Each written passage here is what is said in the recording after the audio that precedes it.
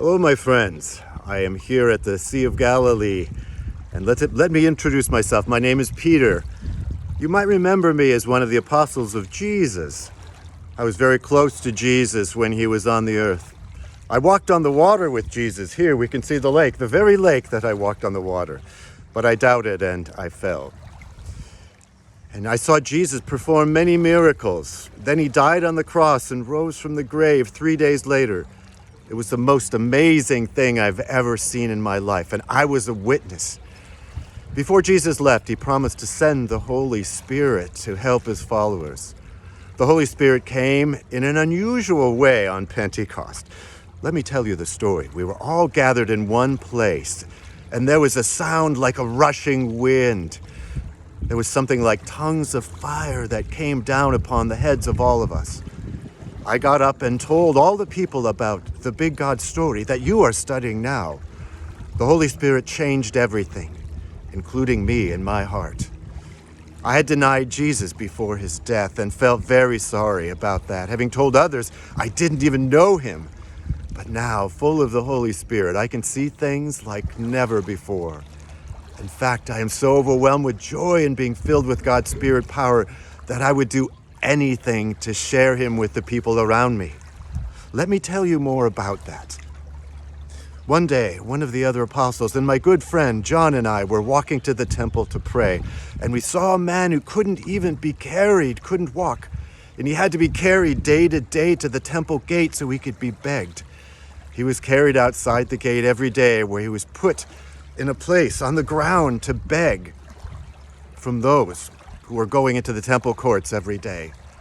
The man asked for money, and I looked at him straight in the eyes and said, "Silver or gold I do not have, but what I do I give to you, my friend.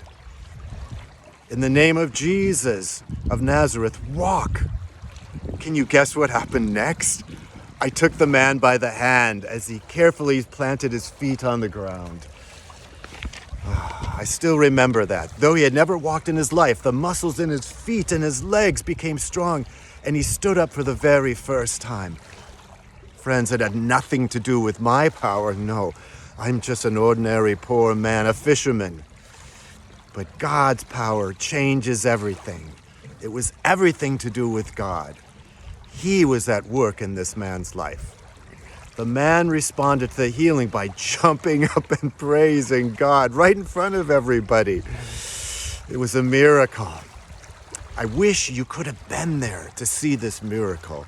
Left and right, people began to recognize him as the very beggar who could not walk, and they used to see him in front of the temple.